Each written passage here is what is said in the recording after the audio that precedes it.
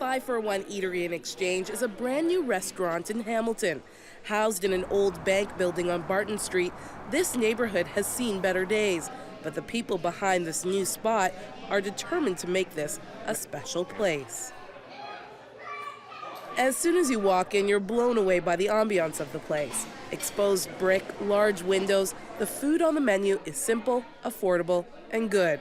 But there is also something else that stands out about this place.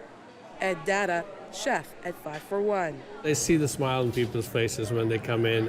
The people that can't afford to eat a decent meal, they come in here and they're waited on, and they feel like they're coming into a really nice looking restaurant with beautiful bright windows and hardwood floors and beautiful looking tables. So they come in here, they feel like they're part of a wealthy atmosphere, right? So they feel good, they feel they're waited on. And so I think that's when I see the smiles on the people's faces, that's what makes me happy. 5-for-1 has made a huge impact in the area. It's now the central point, I think, for this area, where people come here. People come here from the mountain, they come from the West End, they come from Stony Creek. They all come here, and this has become the central go-to location. The brainchild of a number of people, 5-for-1 is set to be a beacon of light in a very dark place. And as I found out while sitting with Michael Boyer, a local pastor in the area who is one of the minds behind the endeavor, 5-for-1 is a ministry in and of itself. Why put a restaurant on Barton Street in downtown Hamilton? Well, part of the reason of here on Barton Street is the food desert. There's no sit-down restaurants, within a kilometer either direction that are open on a regular basis that serve affordable food for families. So as we were looking for creating a family place where we could sit down and have an affordable meal, this was a perfect location. And when Miranda found this spot, this bank building, we came in and we looked at it once and knew it was perfect, and then just figured out how we could afford it and pay for it. Yeah, and I know you're a restaurateur at heart, and there's a history of that, and that's kind of what set you actually want to open this place up. We looked at businesses, what could we do that would be a for-benefit business, that we could create revenue that would sustain ministry. And everything we looked at, we kept coming back to, well, there's poverty in the area. How do we affect poverty for positive change? And what's the first thing people need in poverty? And it kept coming to the basic necessities of food and shelter, and so affordable housing and food. And so we were looking for a place that's close to affordable housing. Next door is Kiwanis City Housing. And being a great location for a restaurant, we had decided after about a year that we would start a restaurant. Thanks, Ed. Thank you, This is Ed. great. Chai tea and your raspberry tea. Thank you so much. Enjoy. So there's also a button system here as well, right? So part of having affordable high-end food is we wanted to have a system where we're not a soup kitchen, we're not a mission, we're a restaurant. So you can come in and just like the places that we had visited in Chicago, where you can go in, you get gourmet soup during the day. Thank you, Ed. Thanks, Ed. It's the same soup at night, but it's at an affordable price. We wanted a pay-it-forward system, or a way that you could have currency to assist somebody, so that somebody can come in and not say, oh, I can't afford it, or order something, cheaper on the menu. This way they could come in and they have a way that they could have what they wanted with the assistance of buttons. So the buttons, right now it's at 4 buttons a day, so you can come in and that'll enable you to get a sandwich or a breakfast, or have a coffee, supplement what you're having. So there's not a separate table for them to sit at or something, or to say, I need this. Way they can come in, they can take the buttons, they can use them. So they take from one jar and they put it in another. And tell us the demographic of this area and why the button system is necessary. Well, we've been doing ministry on Barton Street for about the last 9 years. First started with Sister Care, doing ministry to the sex trade workers in the city. And a lot of the sex trade workers in Hamilton are moms, grandmothers, caring for their families. And so they're turning tricks to get groceries for their families. So one of the things that we did initially was to find out, how can we help you to give you other options than doing this? And a lot of it came through groceries. So we've been, through the generosity of people from, Hamiltonians, Burlington folk that are giving and food share, we've been doing groceries for years.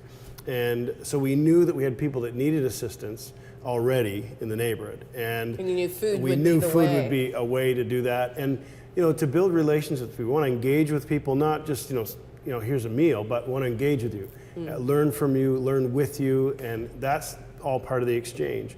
So that way, coming in for a meal, you're coming in as somebody that we want to meet, we want to engage with, we want to know, and live life together. Tell me how important volunteers are to 541. They're not important. They are 541. They are 541. Yeah. We don't exist without volunteers. So we're 20% staff, 80% volunteers, which is the model of for-benefit business that we learned from CCDA, Christian Community Development Association, and in meeting with them in Chicago and talking to them about our business model and how to develop it. They were influential in the process of this is how it should work with staff as opposed, with volunteers.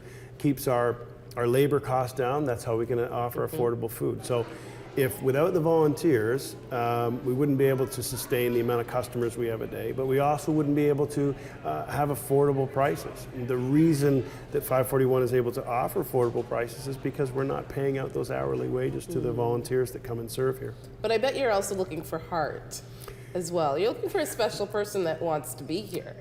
I think everybody who comes here has a heart for it. I mean, whether you eat here, volunteer here, or work here, people hear about 541, what we're trying to do. And I think it's very, people become very passionate quickly about 541. They hear that we're a business, but we're not about profit, we're about the revenue that we put into the business. We're about the exchange of ideas and life and the personalities that we engage with. So it's not just a business. You're looking at how do we bring people to Jesus? Right. That's a part of it? I mean, we're a goal that we'd be the hands and feet of Christ. That we would do all things. Matthew 25. That we would. People were hungry and we fed, and they were naked and we clothed. That we are being real about our faith. But the idea that church is not the place where everybody meets Christ. I think that people meet Christ through individuals, and Jesus, through an exchange of one-on-one connections, is where we're sharing who Jesus really is through our kindness, through our availability, through our vulnerability, through our humanity. And 541 is a warm, safe, or cool place or dry place that we can do that and exchange who Jesus is to us with an individual. And you've only been operating for, less than a year? Yeah, we just had events in May to announce who we were and some fundraising events, but then we opened in June. And we thought we'd have about 75 customers a day in June on our business plan, our model as we went forward. And I thought, maybe 25 people for breakfast and 25 for lunch. And from the first day we opened, we had over 100. And then by the third day, we had 170 people. And then we quickly went up to over 200, and now we're at 350 to 400 people a day. A day. And it's the curve was incredible. I mean, we weren't ready for that. Yeah. So do you have any dream? You've already hit every sort of mark possible. So I can't even ask you what your goal is for the next year, because 350 people a day has already been accomplished.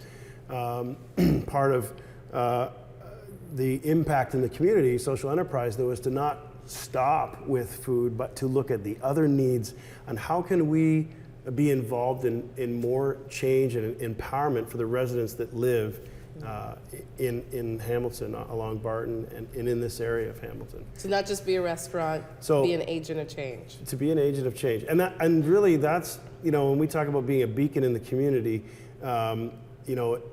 where we don't have to be the only beacon in the community, right? It could be a resident that lives down the street, and how do we help and engage with that resident in church we're sustained by offerings and gifts and offerings.